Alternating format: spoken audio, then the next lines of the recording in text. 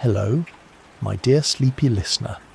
Tonight, you journey to a place where time flows as gently as the Nile. You're about to drift through 5,000 years of wonder, of sand-swept temples, golden crowns, and pharaohs whose names were carved into eternity. The story of ancient Egypt is not one tale, but a river of them, stories buried in tombs, whispered by wind across the pyramids, and folded gently into the creases of ancient papyrus. Before you drift away into peaceful slumber, please take a moment to like this video, leave a gentle comment about your favourite historical moment, and subscribe to keep these soothing tales coming your way. I'd love to know where in the world you're listening from. Share your location and time zone in the comments if you'd like. Now, dim the lights, settle in, and let these gentle whispers of history lull you into sleep. You awaken in a world where the sun rises not just to warm, but to rule. It is around the year 3100 BC. The cool hush of the morning Nile carries the scent of damp reeds and crushed lotus. The sky is a soft copper, and the earth is divided, not by war but by water. Two lands, Upper and Lower Egypt, each with their own crowns, their own gods, their own rhythm. But today, the current is changing. You are there, standing beside others in linen robes, as a procession moves slowly along the riverbank. At the centre is a man wearing a strange double crown, white for Upper Egypt, red for Lower. His name is Narmer, though he will also be remembered as Menes in other tales. Today, he becomes the first pharaoh, the beginning of the world's most legendary kingdom. Behind him, ivory carvings are being laid down, scenes of him smiting enemies, taming chaos, and uniting the land. But reality is gentler. There were negotiations, ceremonies, symbols traded, a slow merging of belief and blood. Historians still wonder, was it a swift conquest, or a long courtship between lands as the people cheer softly? You turn to the fields. Farmers bend low in the dawn light, tending wheat and barley sprouting from the dark, rich soil, black silt gifted by the Nile's yearly flood. Children play with tiny hippo-shaped toys moulded from clay. Women stir porridge thickened with dates and honey, and nearby, a priest in leopard skin robes murmurs prayers into the breeze. His hands move in circles, mimicking the rising of Ra, the sun god, whose journey each day ensures the balance of all things. You walk through a village of sun-dried mud-brick homes. Cattle wander lazily. Dogs snooze in the shade. Pots are lined in neat rows to catch dew. Someone is painting on a wall, not a portrait, but a symbol, the Eye of Horus, a watchful charm. An old superstition says that if you sleep facing the symbol, you'll dream of the gods. It might just be the world's first bedtime icon. In a quiet moment, you pause beside the river. You see fishermen casting nets made of flax, boats carved from papyrus skimming the water with effortless grace. You watch as a man plucks a lotus flower and gently places it behind his daughter's ear. It is not yet the age of pyramids or great temples, but it is the beginning, the heartbeat of something grand. And yet, even this serene dawn has its mysteries. Modern scholars pore over the Narmer palette, the beautifully carved ceremonial slab that depicts this unification, but some question its symbolism. Was it truly Narmer, or a myth layered onto the past where the image is literal, or simply political poetry? No matter. The people believe, and belief, here, is more enduring than stone.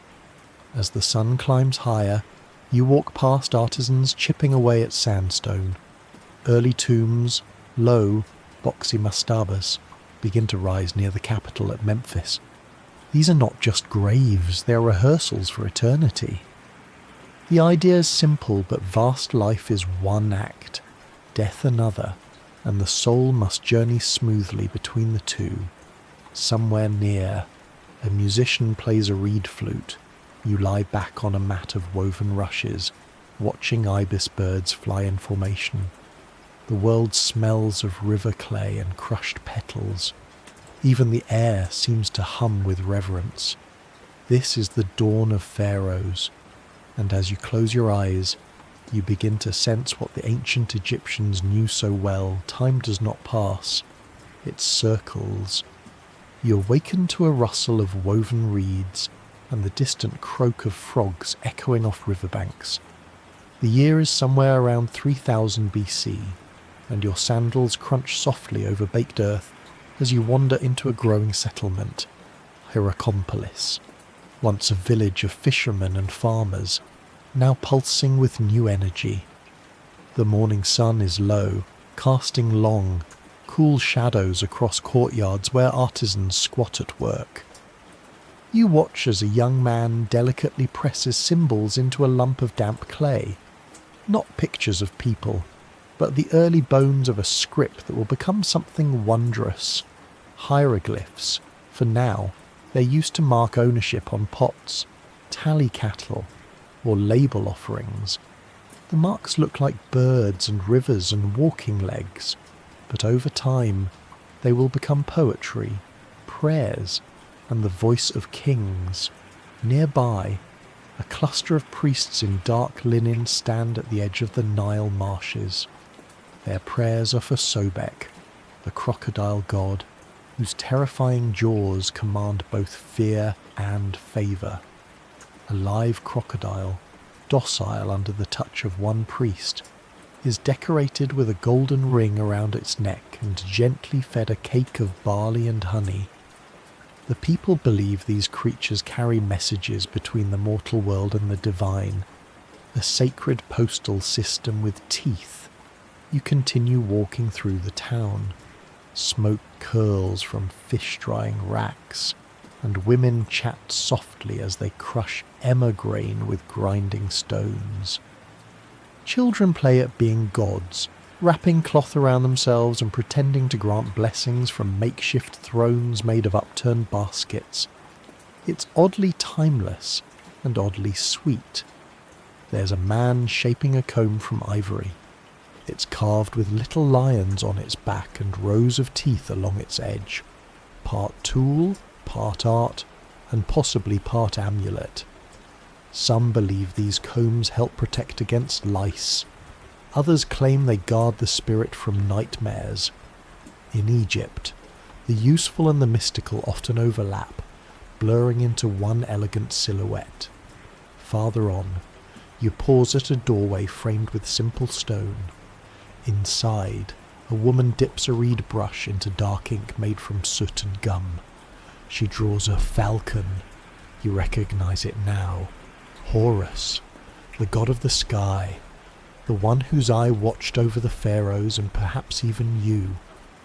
Historians still puzzle over how early gods like Horus evolved. Were they regional totems, later elevated, or did divine images arise from shared myths, carried on the river like driftwood? A breeze rustles through the dome palms. You watch as someone unfurls a linen scroll, not papyrus, not yet. This is coarse flax fabric, used more for wrapping the dead than recording the living, but the intent is there. Already, the Egyptians are beginning to believe in the power of the written word. A soft splashing sound draws your attention to a man pouring libations over a simple tomb. It's flat and rectangular, half buried under sand, a mastaba.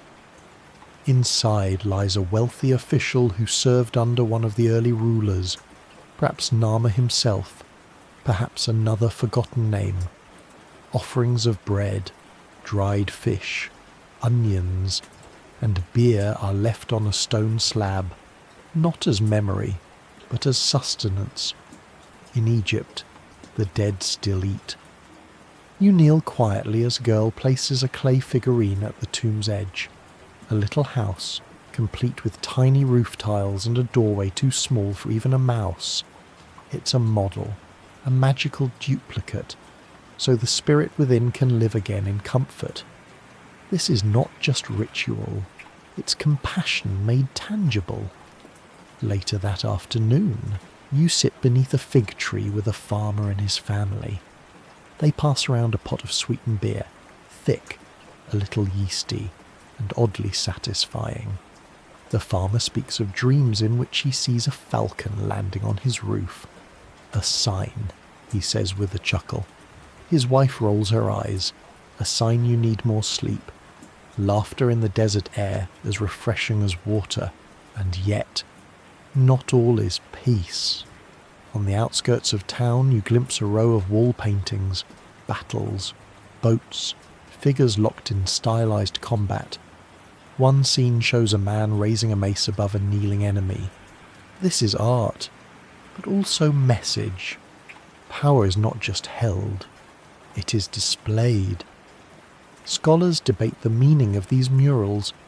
Are they literal history or mythic scenes meant to warn or inspire, perhaps both?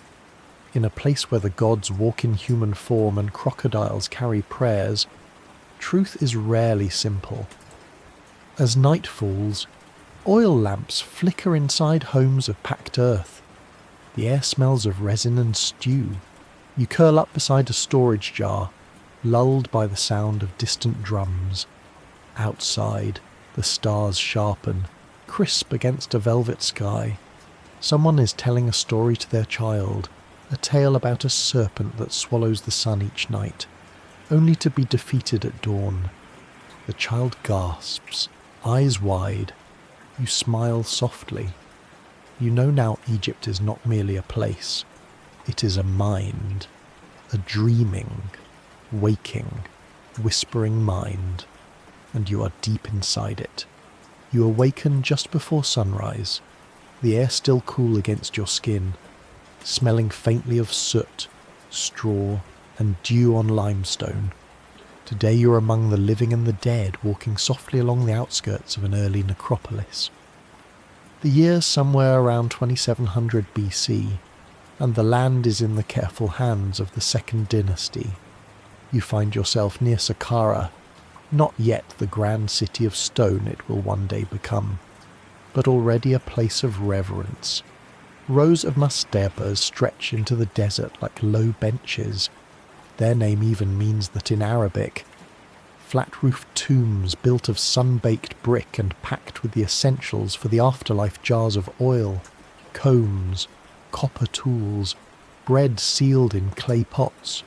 You trail a small procession, mourners dressed in simple linen, their faces painted with quiet resolve.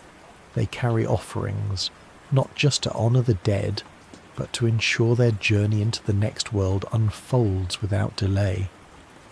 A Shabti doll is passed from one hand to another, a tiny clay servant who, according to belief, will spring to life in the afterworld to do chores in your place, a kind of spiritual delegation. One woman carries a piece of cloth embroidered with blue lotus flowers. She presses it to her cheek before folding it and tucking it into the burial goods. Maybe it was her husband's favourite. Maybe it still carries his scent. Even now, thousands of years later, you can feel the intimacy of that gesture. Artisans nearby are busy at work. One is mixing gypsum for a relief, another carefully smoothing the wall of a new tomb chamber. You pause to watch a man carve a scene into plaster, a boat gliding across waves, fish leaping beneath it, birds overhead. It's more than art. It's a map of how the soul will travel through the afterlife. Everything is directional here, even death. You notice something unusual, a carved depiction of a man with two left hands. The artisan frowns and smooths the plaster again. Mistakes aren't just errors, they're dangerous. In Egypt, if something is portrayed incorrectly, it might be incorrect in the next world. A soul might find itself with 2 left hands forever.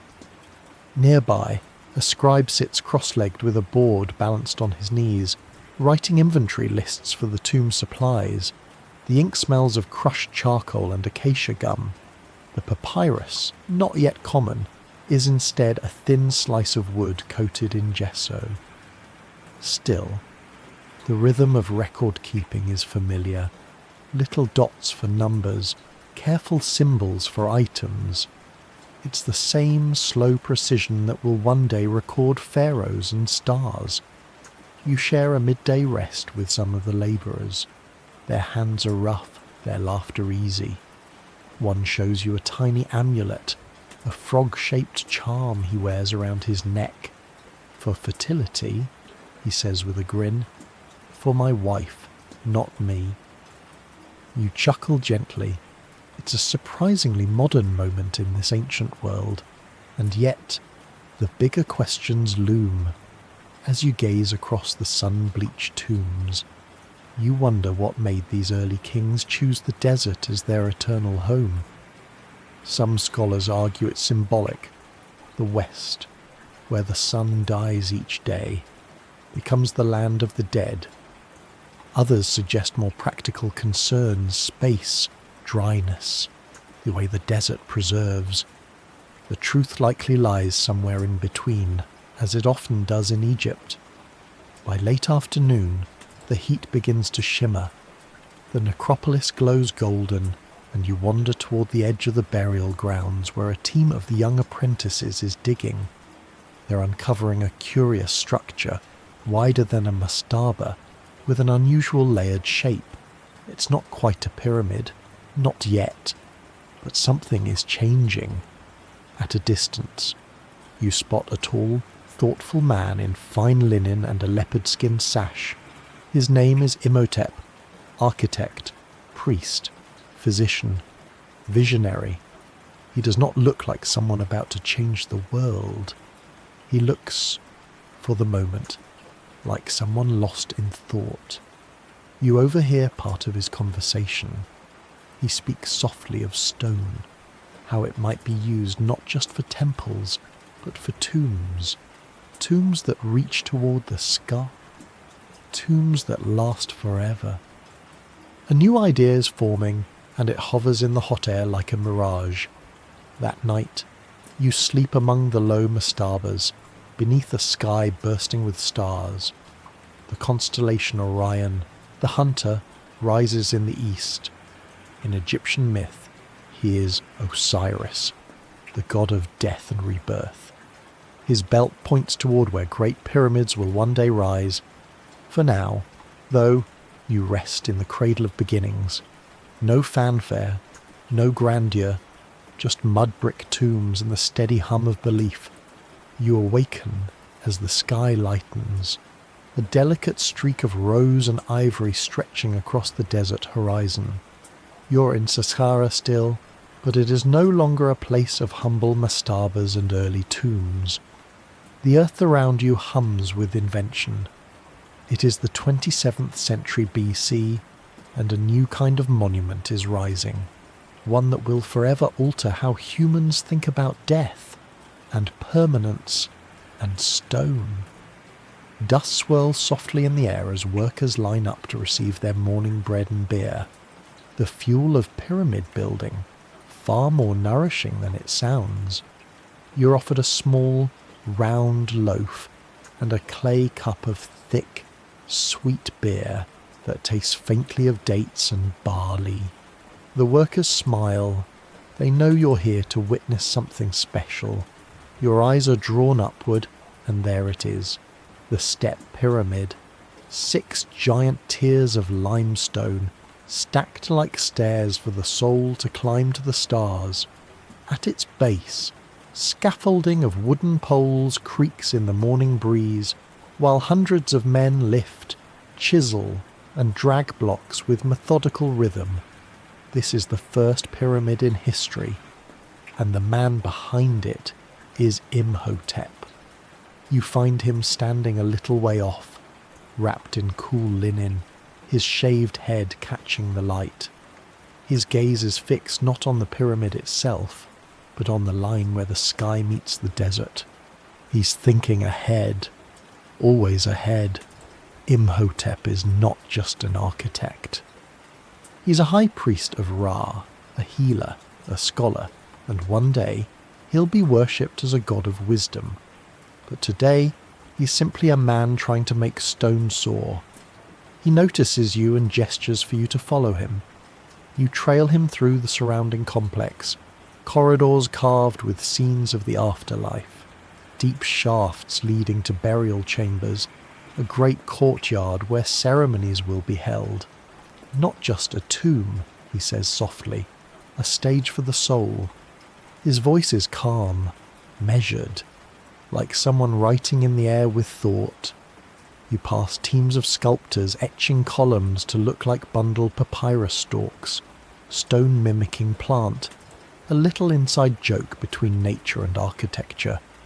The effect is strangely comforting.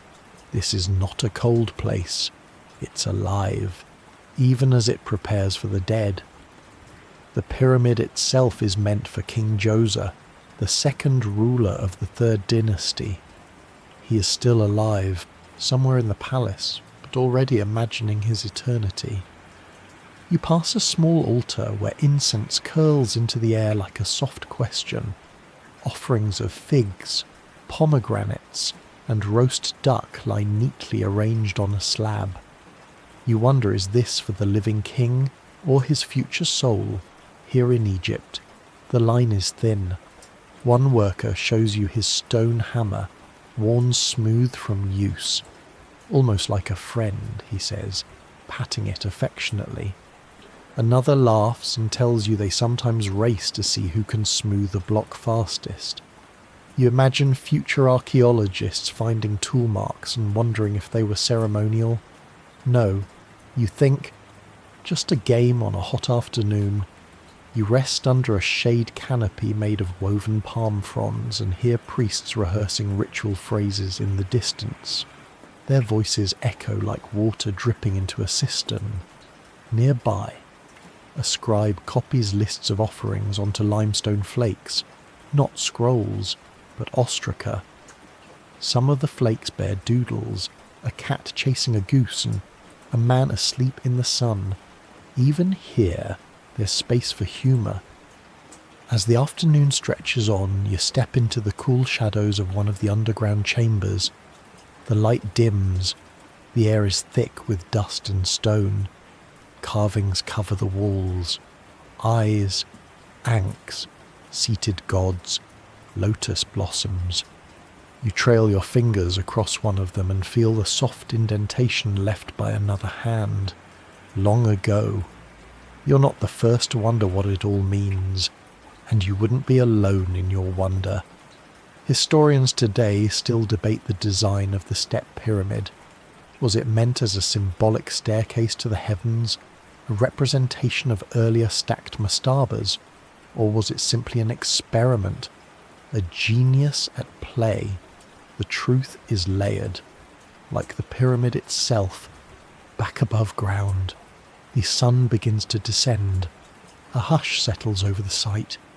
Workers sit quietly, eating lentils and flatbread. Imhotep stands once more at the pyramid's base, his eyes closed, as if measuring something unseen. A breeze picks up, sand dances over the stone, and for a moment, you feel it. The weight of permanence and the fragility of flesh, wrapped together in this new architecture of belief. That night, you lie near the pyramid, its silhouette cutting into the moonlit sky like a stairway carved from night itself.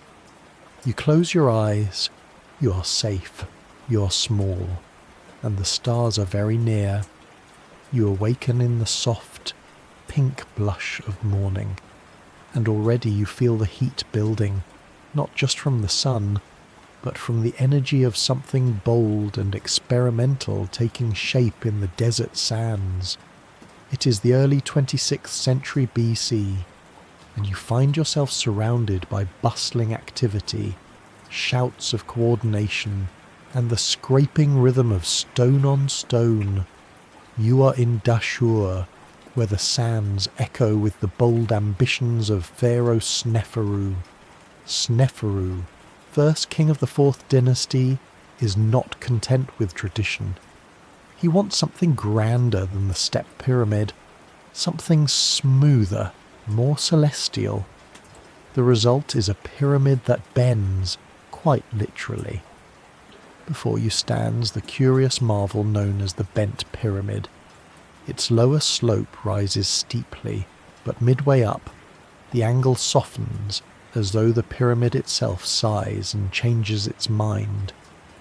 You step closer, tilting your head to take in its shape.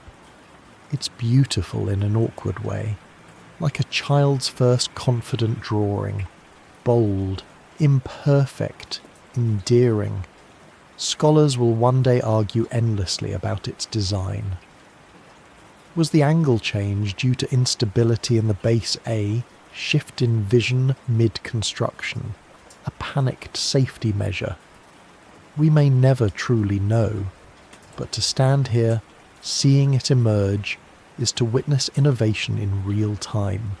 You wander past teams of engineers shouting over blueprints drawn in red ochre on limestone slabs. Some scratch their heads, others argue about angles and ramp positions. There's no handbook yet for how to build the perfect pyramid, only trial, error, and vision. A stonemason shows you a trick. He wets the sand ahead of the wooden sleds to reduce friction as massive blocks are dragged forward. Makes it glide like over glass, he says, wiping sweat from his brow. It's one of those quiet genius moments, a technique modern researchers only recently confirmed through experiments in physics. Not far off, you see workers living in temporary villages, children dart between tents, and older women stir lentil stew in large clay pots. The air is rich with cumin and sun-baked mud. You sit for a while beside a man carving a stone relief of the king. This is his 3rd pyramid, the man says with a shrug. Maybe the next one won't lean. He chuckles, but there's admiration in his voice. Indeed, Sneferu is a pharaoh of boundless energy. First he built the pyramid at Meidum, an ambitious project that partially collapsed. Then this one, the bent pyramid. And soon, he'll perfect the form entirely with the red pyramid, a little farther north, the first smooth-sided pyramid completed in history. As you wander Dashur, the desert wind carries the scent of acacia and sun-warmed limestone. You spot a few ibises poking at the sand, their long beaks trailing delicate shadows. A young girl, no more than 6 or 7, kneels nearby arranging small pebbles into a pattern. It's a pyramid, she tells you proudly. For my cat. She grins and points to a sleek, well-fed feline who regards you with imperial calm. Inside the bent pyramid, the passageways slope sharply. The air is close and still. You brush your hand along the limestone walls, noting the crispness of the carving. It feels new, because it is. You're in one of the first pyramids designed to hold not just a body, but an idea. A soaring thought etched in stone that the pharaoh is not simply a man, but a being who will rise among the stars. Later in the day, you meet a high priest reading from a ritual scroll. He chants in a low voice, the syllables soft and repetitive, meant to soothe the spirit and anchor the body for its long voyage into the afterlife. You sit beside him and watch as he paints sacred symbols in ink made from ochre and soot. Every shape holds meaning, he murmurs. Every name holds power. And indeed, power is everywhere here, even in the mistakes, even in the awkward angles of this grand structure. The bent pyramid stands as a testament to daring, to recalibration, to persistence. In a world where most rulers are content to repeat, Sneferu builds again and again, searching for perfection. As the day cools and the shadows lengthen, you climb a small dune and look back. The pyramid glows softly in the dusk, its strange angles catching the last gold of the sun like a tilted mirror. You lie back on the warm sand. Somewhere nearby, a labourer sings a slow, rhythmic song to mark the pace of work. The stars begin to blink awake. You close your eyes beneath the sky of kings. One pyramid leans, another collapsed. But the idea is rising. You awaken in the midst of a vast plain of stone and sun. The year is around 2560 BC, and the Giza plateau hums like a hive. You feel it first in the soles of your feet, the slight tremor of hundreds of workers hauling blocks, setting ramps, hammering wooden wedges into cracks, pouring water to split stone with patience. And then you see it rising, tier upon tier, higher than anything built before, the Great Pyramid of Khufu. It dominates the horizon like a mountain carved by will alone, smooth-sided, precise, and gleaming in the morning light. It reflects the sun with a quiet defiance. This is no step pyramid, no experiment. This is the finished thought of all who came before. You are drawn closer, past rows of temporary housing where workers sleep, laugh, and nurse sore shoulders. You notice something surprising. This is not a place of misery. The labourers here are not enslaved, but fed, housed, respected. Their tombs are nearby, modest but lovingly built, each with small offerings, bread, beer, tokens of thanks. A woman offers you a bowl of cooling lentil soup, and you accept it gratefully, listening to the rhythmic call and response of stone haulers nearby. They chant in time, pulling ropes, their bodies moving as one. The blocks are immense, over 2 tons each, and yet, with the clever use of ramps, levers, and human will, they rise. You find yourself near a foreman marking measurements into a limestone casing block. He taps it gently with a copper chisel. It must be perfect. He murmurs, "It's for the king. It's for forever." The pharaoh Khufu, also known as Cheops, is rarely seen. Some say he's stern, others say merely private. His presence lingers more in design than in decree. This pyramid, his tomb, will be over 140 meters high and aligned almost perfectly with the cardinal points. The precision is astonishing. You overhear a visiting scribe marvel that the sides differ in length by only a hand span, and yet, with no modern tools, no blueprints, they achieve it. You're shown a model of the internal chambers, the Queen's chamber, the Grand Gallery, the King's chamber, each placed with intent, like pieces in a divine puzzle. The scholars of your future will study this layout for centuries. Some will suggest astronomical alignments, others symbolic passageways for the soul, and still others more fanciful ideas, energy channels, hidden codes. But today, standing here, it simply feels vast. You walk to the edge of the plateau and gaze down at the Nile in the distance. Barges float lazily, transporting granite from Aswan, cedar from Lebanon, copper tools from Sinai. This place is not isolated. It's the beating heart of an empire. The flow of resources, trade, and labour all converge here, beneath this pyramid to be. You find a quiet moment beneath a linen awning beside an overseer's hut. A young boy draws pictures in the dust. A man with a tall crown, a pyramid, a bird flying above it. That's the king, he says. That's his house. You ask about the bird. That's his bear. He replies, it flies while he sleeps. Later in the day, you pass a group of priests performing a purification ritual near the valley temple. They splash cool water onto statues and chant prayers to guide the car, the spiritual essence, to safety in the next world. The scent of incense, frankincense and myrrh curls through the hot air like invisible script.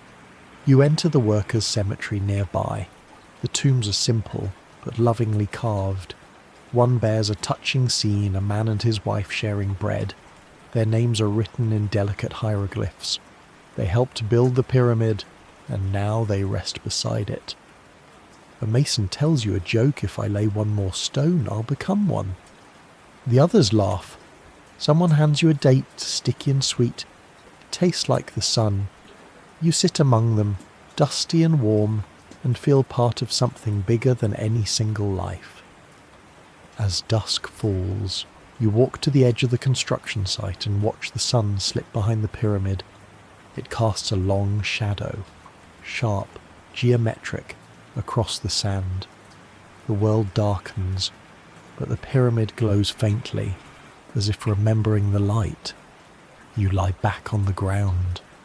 The earth still hums faintly.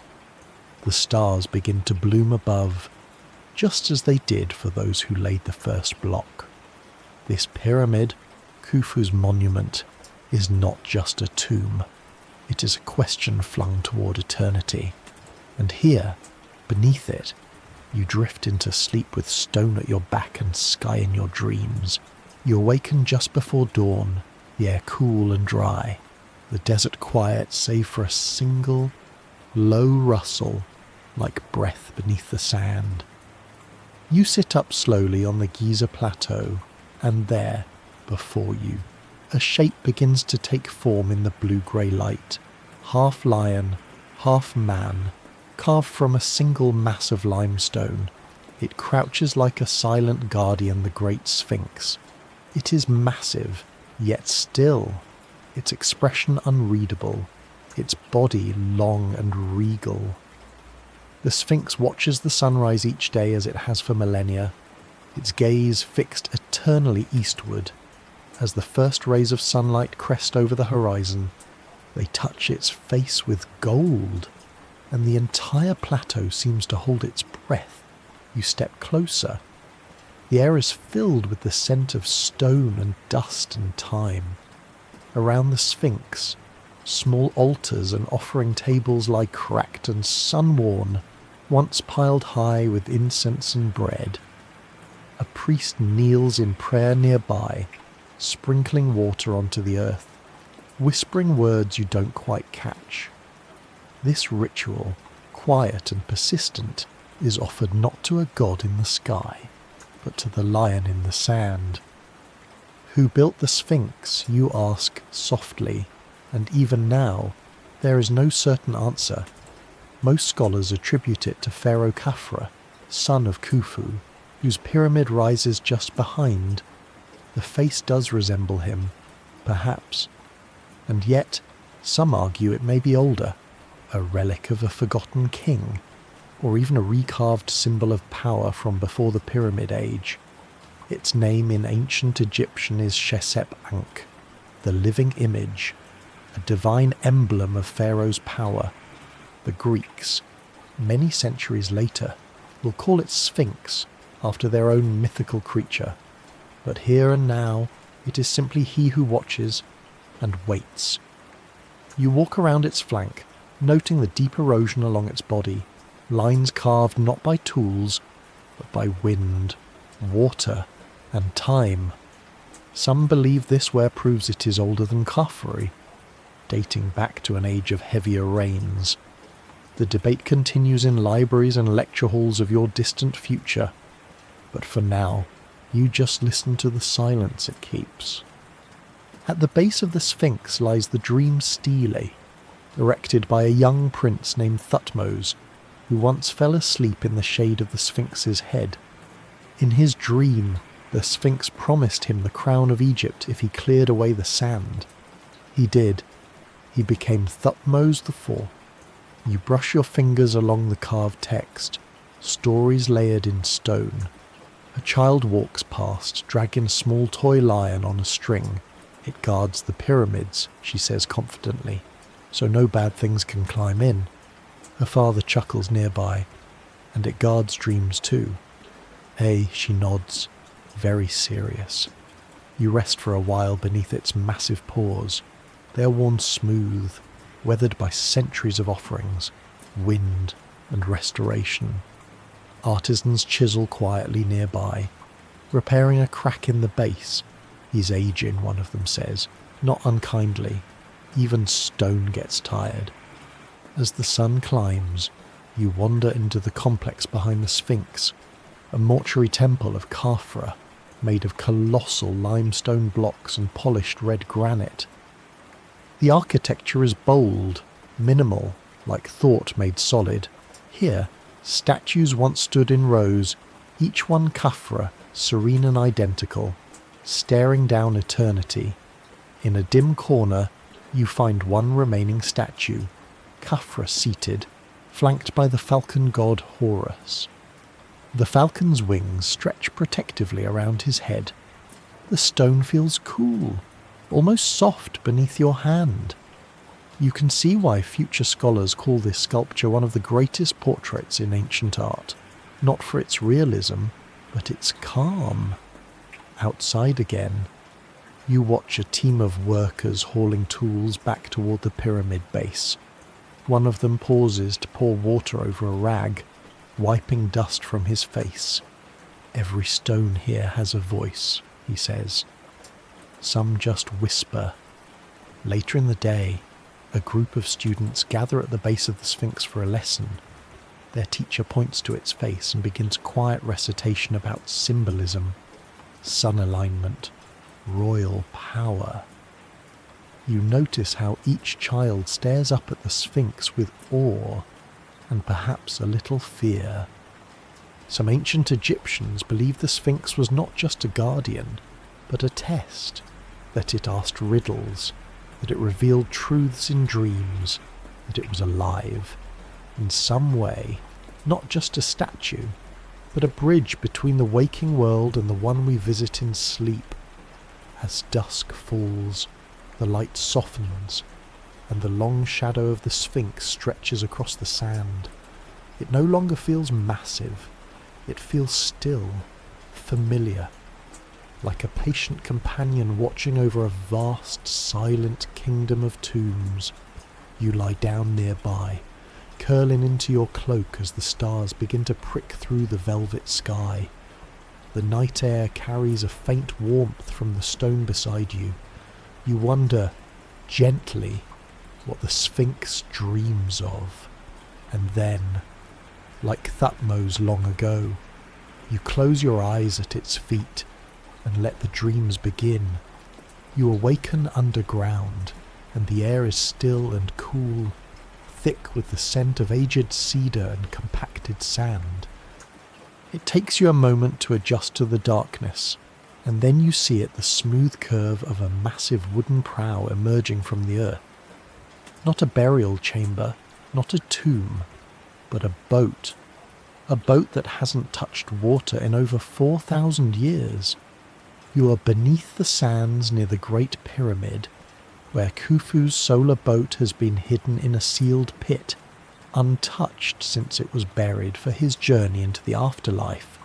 It lies disassembled, each plank numbered by ancient hands, placed with reverence and foresight. Over 200 individual pieces, curved beams, rudder posts, oarlocks, all carefully arranged like a great cedar jigsaw, awaiting resurrection. Workers move quietly around it, brushing away dust, recording dimensions, preserving fibres of ancient rope. A master craftsman gestures for you to step closer. He runs his hand along the side of one of the curved planks and says, with quiet pride, imported from Byblos, cedar of Lebanon. The pharaoh spares no expense for his afterlife. You look closer at the wood. It still smells faintly of resin, even now. The colour is warm, the grain tight, as though time itself had paused to keep it ready. This was not a symbolic model. This was a real, seaworthy vessel. Historians of your world will marvel that no nails were used. The boat was lashed together with rope, flexible, clever, elegant. Why bury a boat? The answer lies not just in religion, but in imagination. The ancient Egyptians believed the pharaoh would journey across the heavens after death in a solar bark, accompanying Ra, the sun god, on his eternal voyage through the day sky and the perilous night. This boat was meant for that cosmic passage, to sail among stars, defeat chaos serpents, and bring light back to the world. And yet, some scholars quietly ask, was this really a ritual object, or was it used in life? Perhaps for a symbolic procession, then interred after death. The evidence is silent. The mystery remains. You step back into the sunlight and blink. Nearby, another pit lies sealed, a second solar boat, still untouched, its wooden dreams preserved by the dry Egyptian air. A guard stands beside it, casually chewing a date, unaware that beneath his feet rest one of the greatest wooden artifacts of the ancient world. You walk to the riverbank, where smaller boats bob in the water, loading limestone and grain. You see the design echo everywhere, the long hulls, the tall sterns, the papyrus-style curvature. It's a form perfected through use, adapted for life, and then transformed for eternity. A family nearby launches a little skiff for ferrying across the Nile. A boy tosses in a basket of onions. His younger sister giggles as she hops aboard, wobbling the craft. You smile. The same river that carried Khufu's cedar planks from the sea is still here. A quiet passageway for everyday things. Laughter, chores, errands, life. Further down the shore, you spot an older man carving a miniature model boat from palm wood. He places it next to a small tomb altar, beside tiny painted oars and a clay offering dish. These model boats are common, almost standard funerary gear for nobles and officials. They ensure that the deceased can travel freely in the afterlife, wherever they wish. Perhaps even to the field of reeds, the heavenly version of Egypt, where the wheat grows tall and the water is always calm. You're invited into a workshop where artisans prepare such funerary goods. There are tiny granaries, dolls, cattle figurines, and of course, boats, each painted in bright colours, red ochre hulls, white sails, blue wave patterns. One artist adds an inscription in black ink along the prow of a model for the good voyage of the soul. He glances at you and smiles. No one sails alone.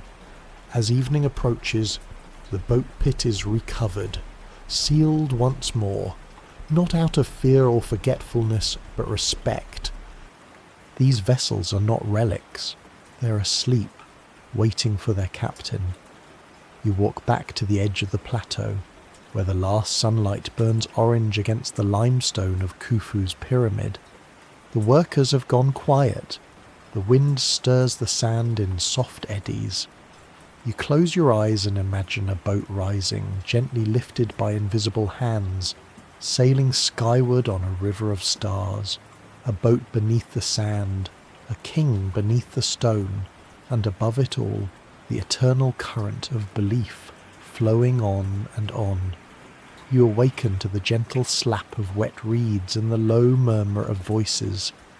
The morning sun glows amber on the river, and today you find yourself in a workshop tucked between the Nile's edge and a field of green, where a most curious thing is being made. Not a monument or offering, but something deceptively simple: papyrus.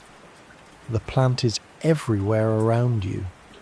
Tall stalks sway gently in the breeze, their triangular stems rising high before blooming into feathery crowns.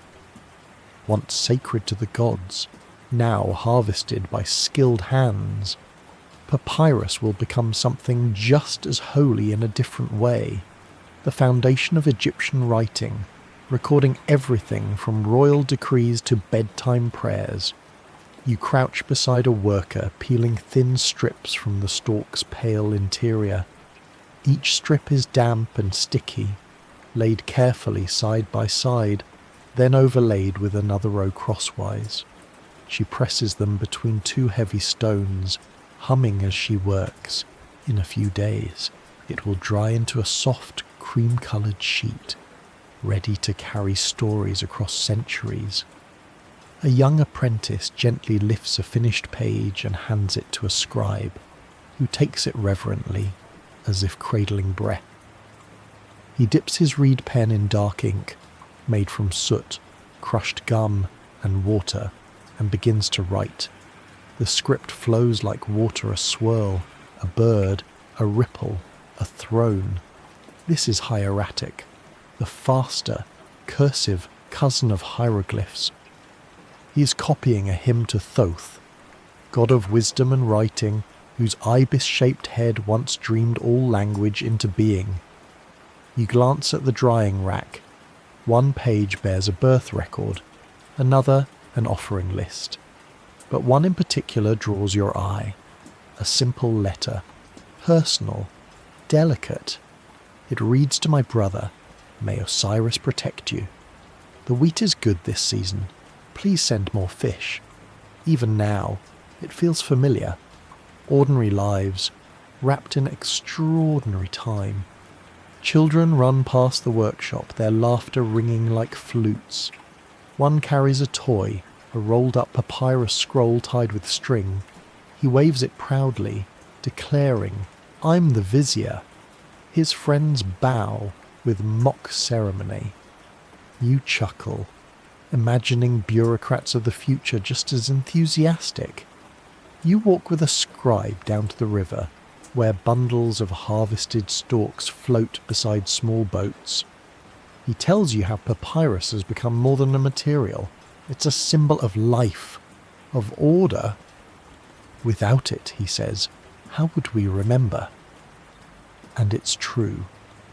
This thin, unassuming plant allows Egypt to record her laws, her dreams, her gods.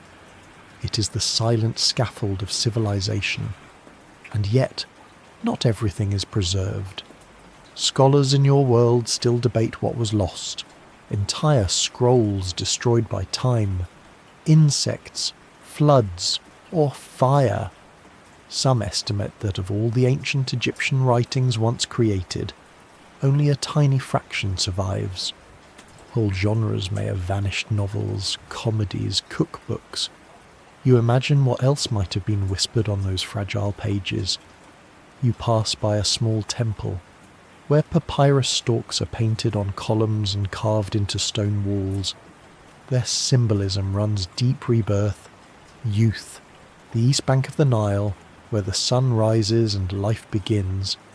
Opposite them, lotus flowers represent the west, the land of the dead. Together, they frame all existence. Inside the temple courtyard, you see a basket of scrolls tucked near the altar. These are spells from the pyramid texts, used to help guide the soul through the afterlife. They promise safe passage, protection from snakes, directions through the duat. You run your fingers along the edge of a scroll and feel the slight roughness of fibre. Even now, it holds its shape. An old priest hands you a worn copy of a funerary hymn. His voice is raspy but firm as he recites, "May your name be spoken. May your feet not stumble. May your heart be light." The lines curl into your mind like the scent of the river. As dusk falls, you return to the workshop. Sheets of papyrus now line the racks like silent sails, catching the fading sunlight. A young girl begins to copy a spell in clumsy but determined hand. Her father watches patiently. Everyone starts somewhere. He murmurs. You lie down near the water's edge, where the papyrus plants rustle softly in the breeze. You watch the stars appear, one by one, reflected in the current. The Nile murmurs beside you like an old friend. And in the quiet, you realize not every monument is stone. Some are soft, fibrous, humble, and yet they carry the soul farther than any boat. You awaken to the rhythmic splash of oars dipping into water and the sweet, loamy scent of freshly flooded earth. The sky glows with that soft, early light only found in Egypt after the Nile has risen, blue with streaks of rose, and everything damp and promising. You're deep in the season of the Akhet, the annual inundation, when the river overflows its banks and spills life across the land. All around you, farmers wade knee-deep in dark silt, laughing as they prod lazy cattle into motion. The fields are a patchwork of brown and green, crisscrossed by little irrigation ditches dug with hand tools and experience. Some carry woven baskets full of newly sprouted clover. Others bundle lotus stems into rafts to float their tools home. Everything is water and work and renewal. This, more than any monument, is the beating heart of Egypt. The Nile does not ask for thanks, but it is worshipped all the same. Offerings are tossed from boats, flowers, honey cakes, tiny figurines into the current, carried away to please Hapi, god of the flood. His wide, smiling face is painted on a shrine near the canal, blue-skinned, pot-bellied, with papyrus and lotus blooming from his head. A symbol of plenty, of balance, of hope. You stand at the edge of a village built along the floodplain, watching the day unfold. Children splash gleefully as they chase frogs through puddles, while elders lounge on rooftops, sipping beer from painted cups. An old woman dips a branch into the river and sprinkles water around her doorway, a folk ritual to bless the home. She catches your eye and grins. It keeps away the dust spirits, she says, though no one seems entirely certain what those are. This season is one of cooperation. There is no private land here, not really. The water belongs to everyone, and so does the labour. Fields are measured with a rope, crops tallied by scribes who stroll barefoot through the mud, carefully noting numbers on clay tablets. You meet one such scribe, his legs coated in silt up to the knees, yet his papyrus roll pristine. Without writing, he says with a shrug, how would we divide anything fairly? He marks down rows of grain and waves you along. Everywhere, you hear the phrase life comes from the flood, and so it does. Wheat, barley, flax, pomegranates, cucumbers, all begin here, born of that magical rich black earth the Egyptians called Kemet, the Black Land. You understand now why they revered the Nile not just as a river, but as a god that returns every year, like a promise. And yet, the river can be fickle, too much flood, and homes are swept away, too little, and crops wither. Historians in your time still debate how the Egyptians managed this delicate balance. Were there advanced hydraulic systems? Did the priests predict flood levels with sacred calendars, or simple observation? Perhaps both. The stars, after all, played their part. You look skyward and spot Sopdet, the star you know as Sirius, just visible in the dawn. Her rising each year heralds the flood. The goddess linked to her, Soothe, is painted in temples with flowing hair and a star on her forehead, as if her very presence announces abundance. Near the temple, you see farmers offering thanks not only to Hapi, but to Osiris, god of the underworld, yes, but also agriculture and rebirth. His body, legend says, was scattered across Egypt, and from each piece, something green grew. You find the imagery strangely comforting even in death. Life sprouts. A group of teenage boys float by on a raft made of tied amphocrae. One waves at you, holding a fishing spear. "We'll catch something for dinner," he shouts, already laughing before the raft spins slightly out of control. His friend nearly tumbles in. You grin. Some moments are eternal. Later in the day, you rest beside a shaded granary. A worker shows you how surplus grain is stored in tall silos, sealed with clay and marked with official seals. He taps one thoughtfully.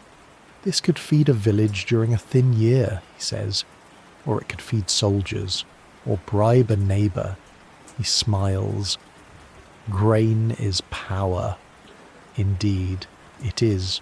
So much so that entire records were kept tracking it. Taxes were paid in wheat, salaries earned in bread and beer rations. Egypt's empire, some say, was built not only on stone, but on bread. As twilight settles, the fields shimmer with standing water, and herons step delicately among reeds. You watch as families gather to share meals, flatbread, onions, lentils, all born of this season's flood. You lie back in the grass, your hands damp with dew, the soft gurgle of water lapping near your ear. Somewhere nearby, a frog croaks lazily, content with the world. And so are you. The Nile has risen, the land is fed, and the rhythm of Egypt continues, eternal and calm. You awaken in the half-light of early morning within the quiet walls of a cemetery, but it is not sombre. In ancient Egypt, the realm of the dead is not a place of mourning, but one of ceremony, of memory, and of ongoing care. You're in the necropolis just outside Thebes, where tomb chapels stretch in dusty rows like silent neighbourhoods of stone. Today is the feast of the valley, and the living have come to visit their dead. The air smells of fresh bread, incense, and crushed marjoram. You hear the distant thud of drums and the soft clink of jars being set in place. It is a day of joy, not sorrow, for the bond between the living and the deceased is never broken here, only rearranged. You watch as a family kneels before a small chapel built for their grandfather, its whitewashed walls decorated with faded scenes of him fishing, ploughing, and sipping beer with his wife, a painted life continuing forever. The children place garlands of dried lotus and blue cornflowers at the threshold. The eldest daughter sets down a flat loaf of bread and a clay jug filled with beer. The car, the spiritual essence, must be fed. You're invited to join them. The bread is coarse but warm, the beer thick and slightly sour. Everyone eats, including the dead. It's a shared meal, a reaffirmation of presence. He still visits, the mother says softly, nodding toward the chapel, in dreams. Always when we bake the date cakes.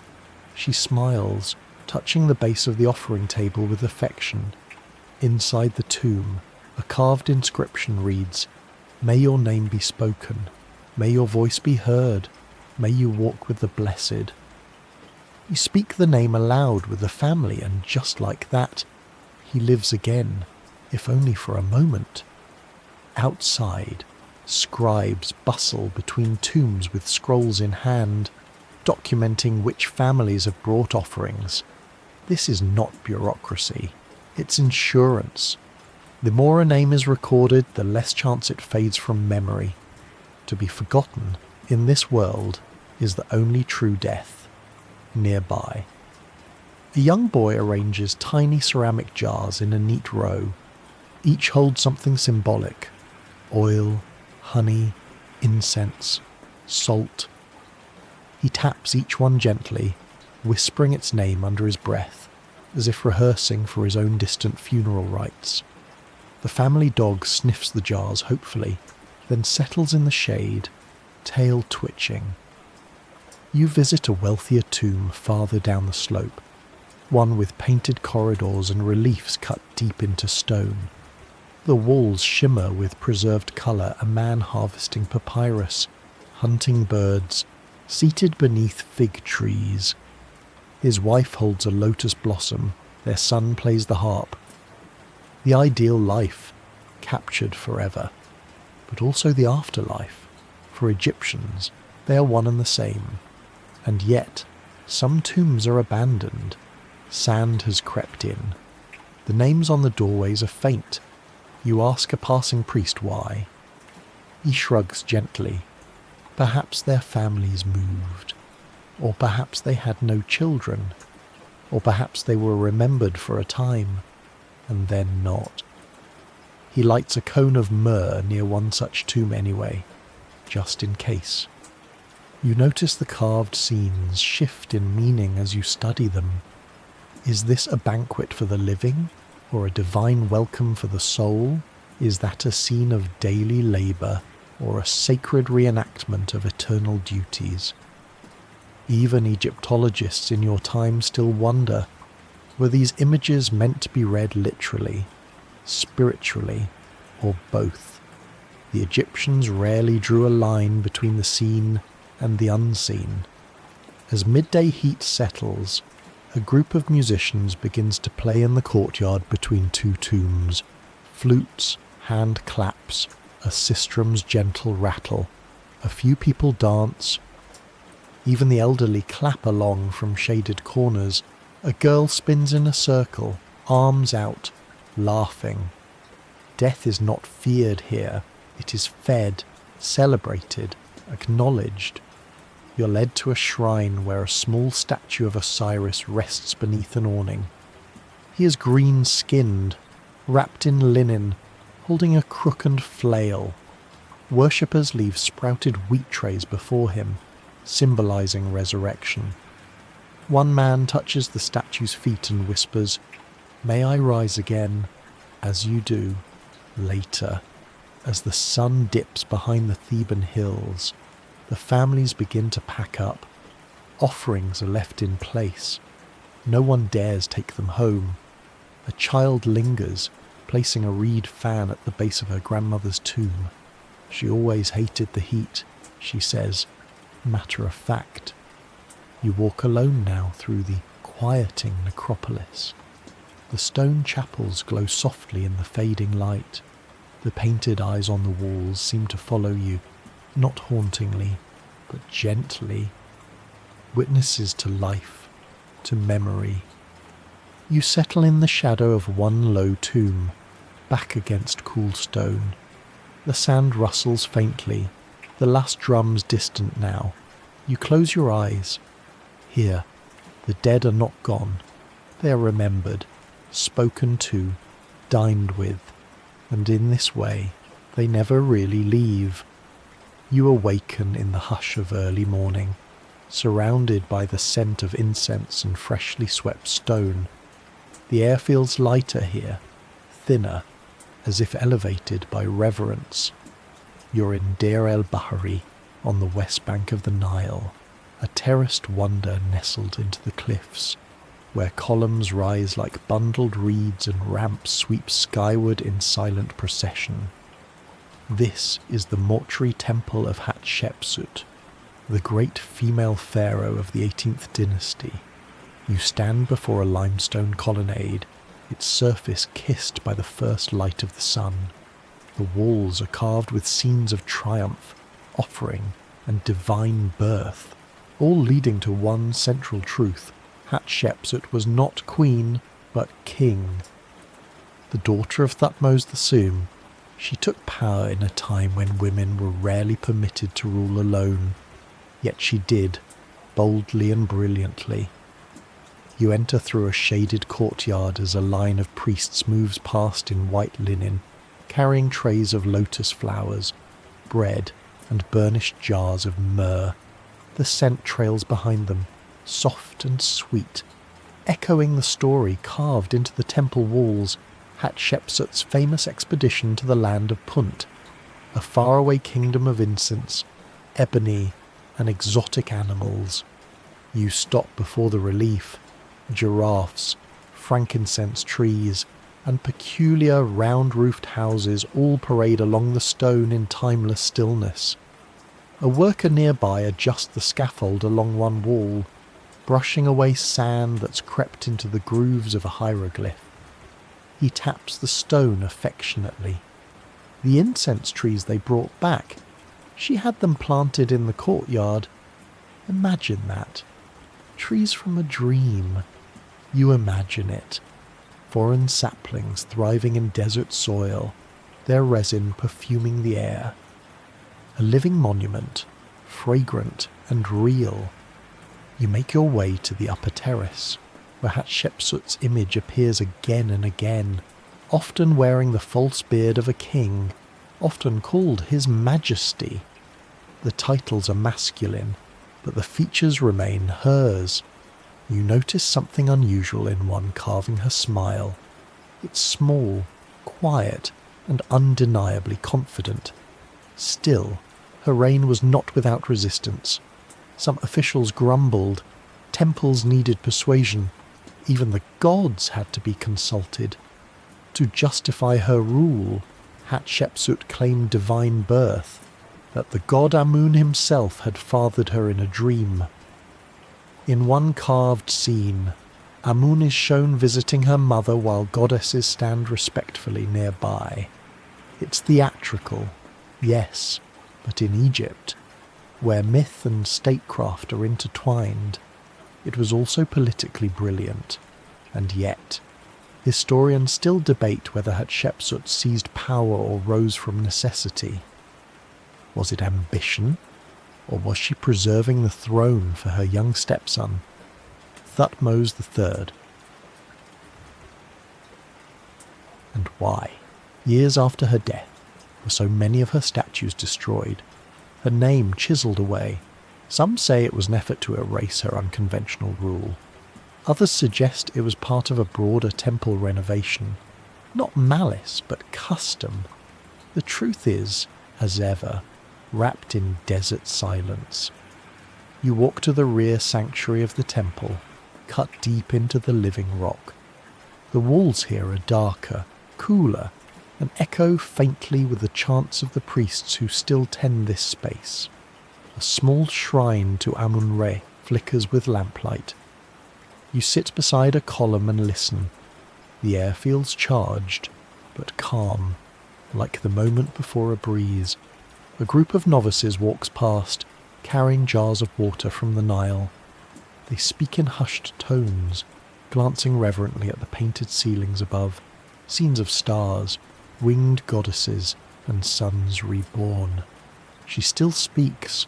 One of them says, tapping the wall, "You just have to listen." Later in the day, the temple bustles with pilgrims come to leave petitions, small scraps of pottery with prayers etched into them. Some ask for healing, others for fertility. One is simply a plea, "Bring peace to my house." These offerings pile quietly near a carved statue of Hathor, the cow-eared goddess of joy and motherhood. You leave your own wish beside them, feeling the warmth of the sun on your shoulders. Outside, the cliffs loom high above the temple, casting shifting shadows that change by the hour. Swallows dart between crevices. The sound of flutes drifts upward from below, played by a group of temple musicians preparing for a feast day. The music is soft, looping, as if made for dreams. As evening approaches, the temple glows pale gold. The lines of Hatshepsut's architecture, her ramps, Her colonnades, her perfect symmetry, mirror the rhythms of the land itself. Nothing here screams for attention, it simply endures. You lie down on a bench carved with a cartouche, the air now cool with desert wind. Somewhere, you hear the low hum of a priest reciting her name, over and over, as tradition requires. May she live, may she be strong, may she endure like ray in the sky. And under that sky, you fall gently back into sleep, guided by incense and stone, by a woman who dared to build eternity in terraces.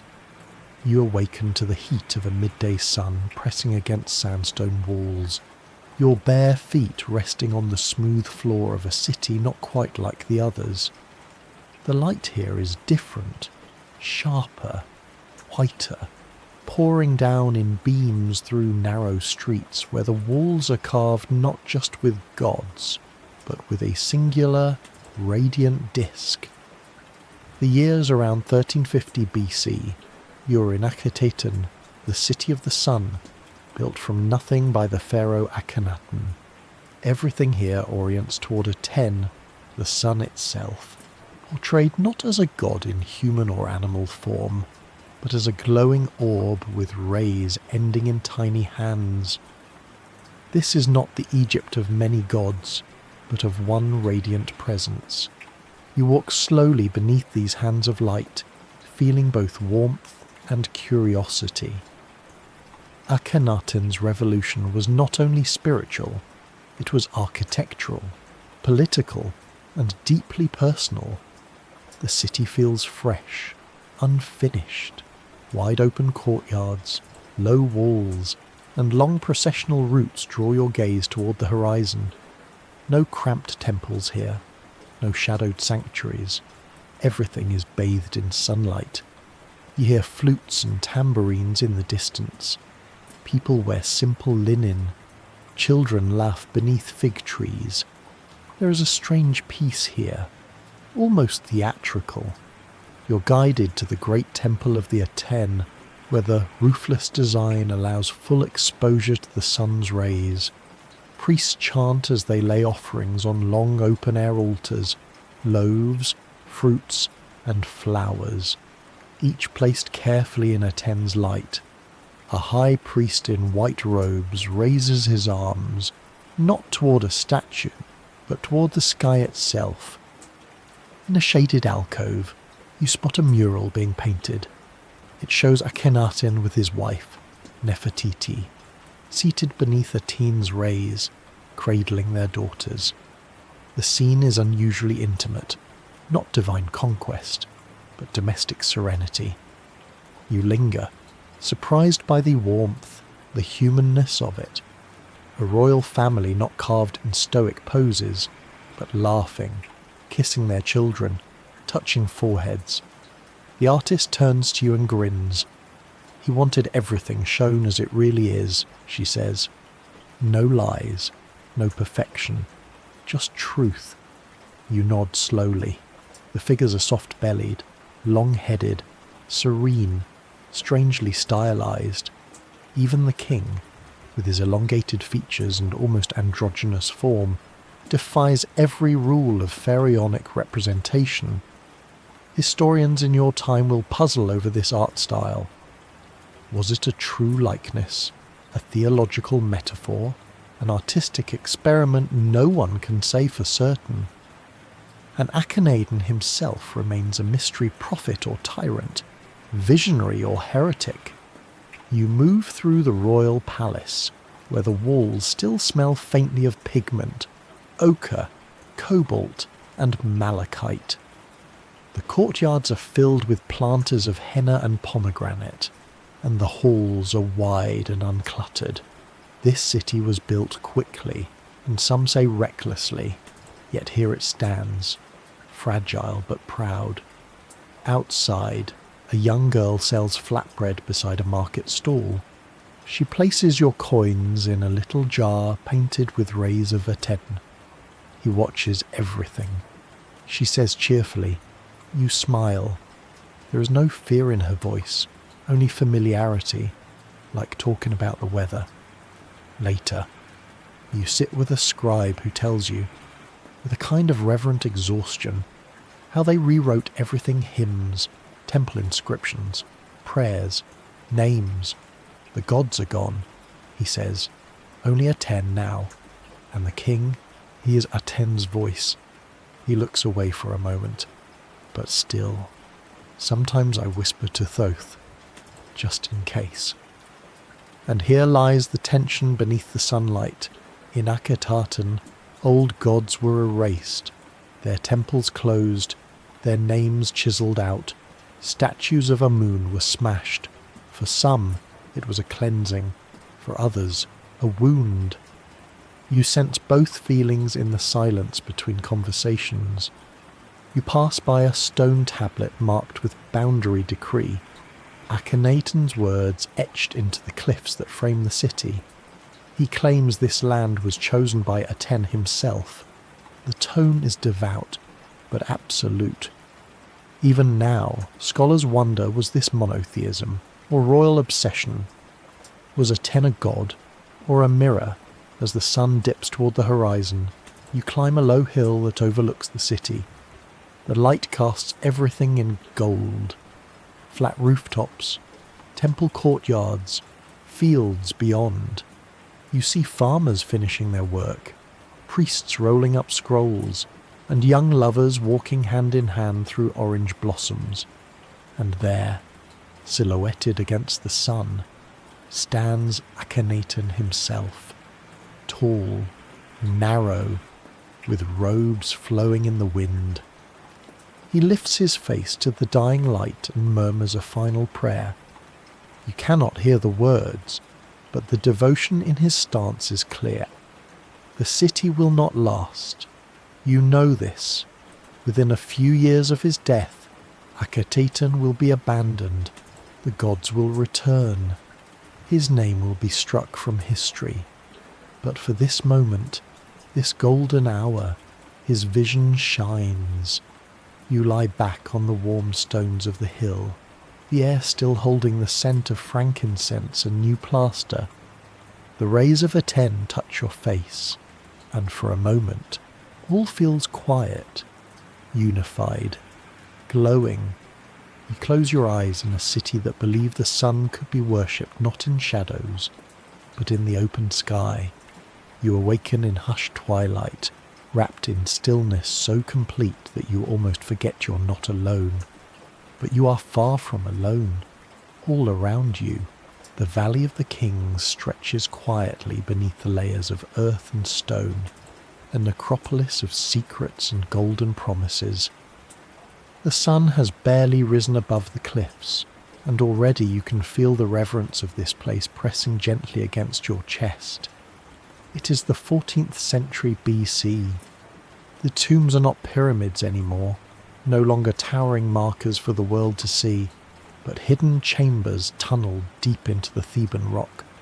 Invisibility is the new security, and yet, even hidden, each tomb is a palace for the soul. Gold, incense, chariots, food, all buried with the hope of eternity. You wander down a gently sloping path toward a tomb entrance newly sealed with limestone and painted with simple curses against trespassers. The tomb belongs to a young king whose reign ended too soon. His name is Tutankhamun. The burial was rushed, that much is clear. The walls inside his tomb are painted hastily, the figures a bit uneven, the details missing the usual polish. But there is warmth here too, as though the painters work through their grief, hands trembling slightly as they sketch the young pharaoh's journey to the afterlife. Tutankhamun, the boy king, came to power at around 9 years old, during the chaotic aftermath of Akhenaten's religious revolution. As ruler, he returned Egypt to its traditional gods, reopened temples, and restored forgotten rituals. His advisors likely guided every step, yet his name is remembered. Even now, he lies just beyond the wall. You walk softly down the corridor, The chamber is small, especially compared to the grand tombs of older kings, but it glows. You imagine it on the day of burial, the golden shrines nested one within another, the painted throne, the carved chests, the walking sticks, the sandals made just for his feet, and the mask. Oh, the mask! That iconic face of beaten gold and inlaid lapis, its serene eyes staring calmly into forever. Historians in your time will debate whether the mask was even originally made for him, perhaps repurposed from a queen, perhaps reshaped in haste. But here, in this moment, it fits. It watches over him still. Outside the tomb, the valley stirs with quiet work. Teams of stonecutters carve new shafts into the hillsides. Overseers squint at the rock faces, searching for the right angle, the right strata. Each pharaoh wants to be remembered, but to be remembered, first, one must be hidden. You join a few labourers for breakfast, bread with coriander, dried figs, and a kind of date paste rolled in sesame. They speak of the heat, of aching backs, of songs they sing to keep rhythm when carving. One of them gestures toward the cliffs. This place is full of stories, he says, wiping his brow. Most of them are asleep. Further along, a priest recites purification rites at the mouth of a newly finished tomb. He splashes water onto the threshold and burns incense in a shallow bowl. His voice is calm, rhythmic. May the soul pass unharmed. May the journey be clear. You feel a slight breeze sweep through the valley, cool and sudden. You pass another tomb, Ramesses I or perhaps Horemheb. It's hard to tell at a glance. Some tombs are richly painted, with ceilings adorned with constellations, walls covered in the Amduat, the sacred text describing the sun god Ra's nightly voyage through the underworld. You trace your fingers over the carved figures, serpents, boats, gods, demons, each representing an hour of the journey. Even in death, the Egyptians imagined complexity. The afterlife wasn't instant. It was a trial, a passage, a test of heart and spirit. And here, in these limestone hallways, those stories unfold in paint and pigment. You pause by a tomb entrance sealed long ago. No markings remain, no names, only the suggestion of what lies beneath. Egyptologists of your world will dream of such tombs, undiscovered, untouched, perhaps still whole. The valley still holds its breath in places, and yet, not every tomb has stayed hidden. Robbers have come, time and again. Some tombs were stripped centuries ago, others damaged by floods, by erosion. Still others were repurposed. The bones of one king moved to make room for another. But Tutankhamun, his tomb, though small, endured. When it's rediscovered thousands of years from now, it will capture the world's imagination, not because he was mighty, but because he was remembered. As the sun climbs, the limestone cliffs glow amber, the valley hums with heat. You sit in the shade of a high ridge, gazing down at the winding footpaths, the tombs, the offerings left in crevices, tiny clay figures, broken bits of faience, a child's necklace. You lie back against the warm stone, the scent of crushed time in the air. The silence is full, not empty, a quiet kind of sacred. The kings may sleep, but their stories murmur on, and so do you, drifting gently among tombs and golden dreams.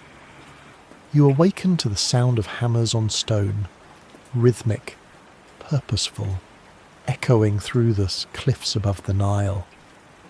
The year's around 1250 BC, and the land is filled with the quiet thunder of ambition.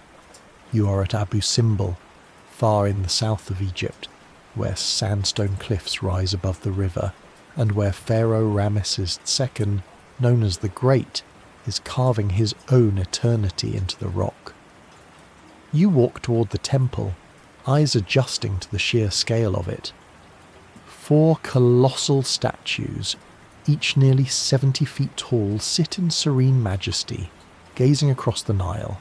Each one bears the face of Ramesses himself, identical, immovable, timeless. You pause at their feet, utterly dwarfed, and feel the weight of both ego and devotion. This is not subtle, this is proclamation.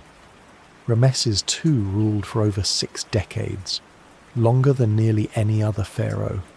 He led campaigns, signed treaties, built temples by the dozens. And here, at the edge of the empire, he built this, a monument not just to his power, but to his presence. The gods themselves live here, and they wear his face.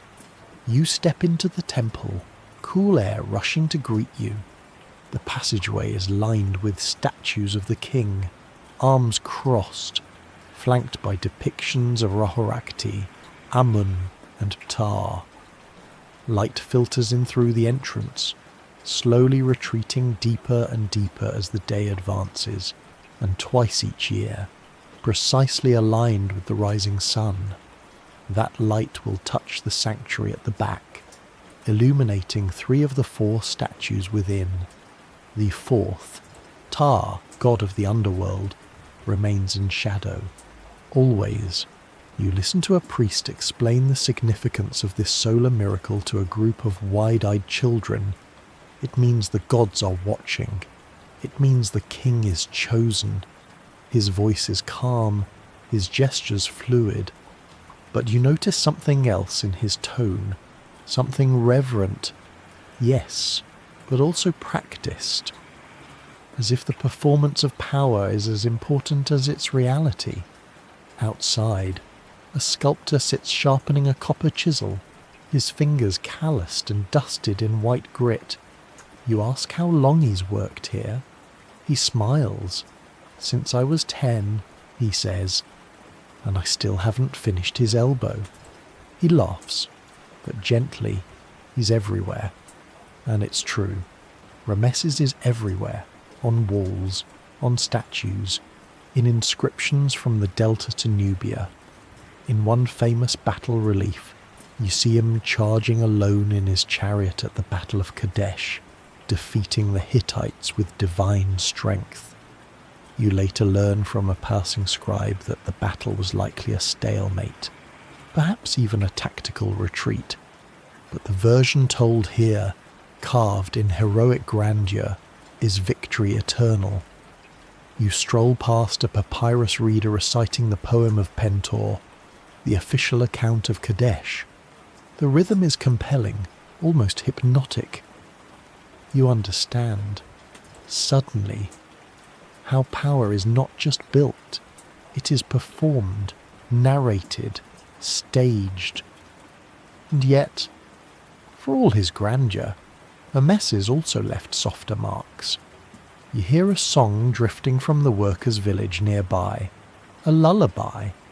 One of his many wives, Nefertari, is honoured in her own temple just a short walk away. Her image stands shoulder to shoulder with goddesses. Ramesses carved a love poem for her in stone. "My love is unique. No one can rival her, for she is the most beautiful woman." A stonecutter overhears you reading it aloud and chuckles. The king had many wives, but for her he wrote verses. Even power, it seems, makes space for poetry. You visit Nefertari's temple as the sun begins to sink. It is smaller, yes, but tender in its design.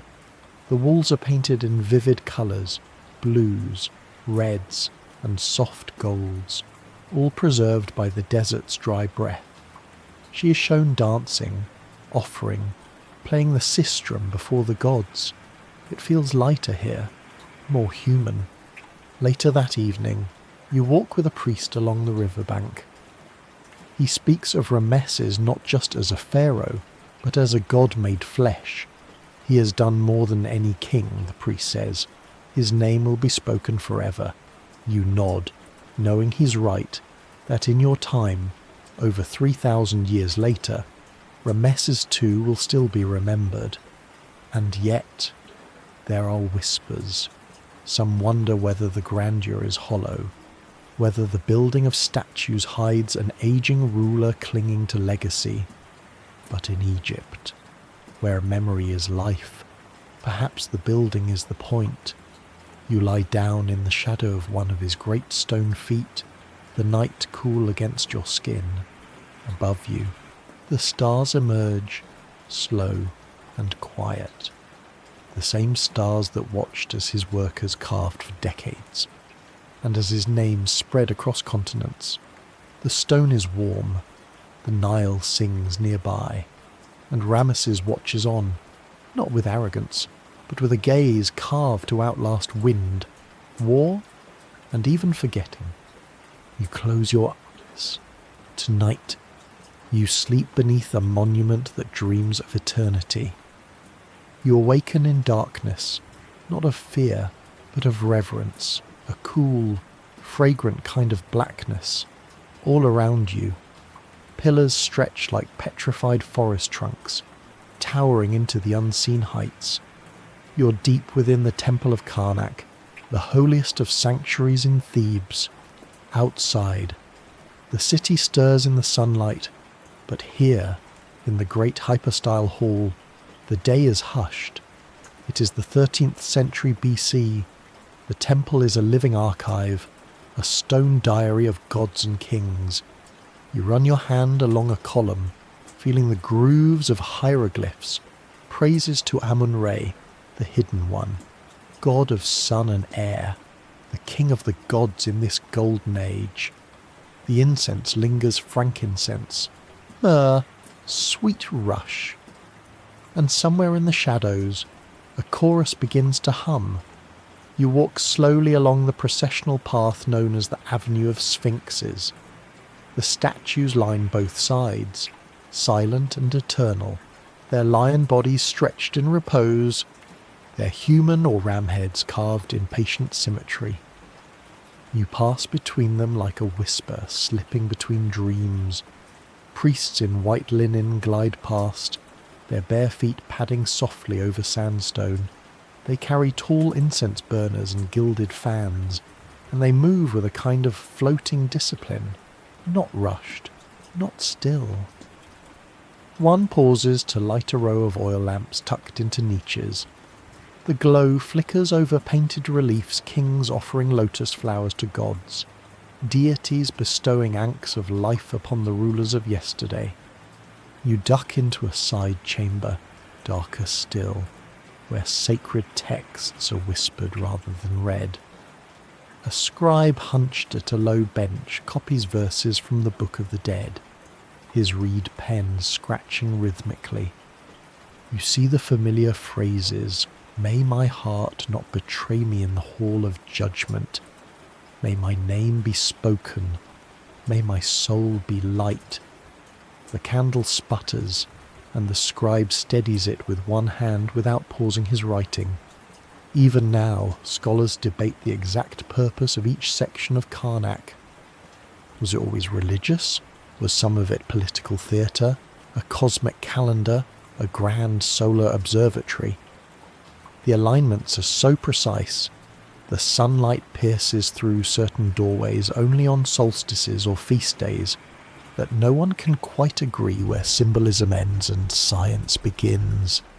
You step into a courtyard where the light returns. Obelisks rise like needles into the sky, their tips catching the sun.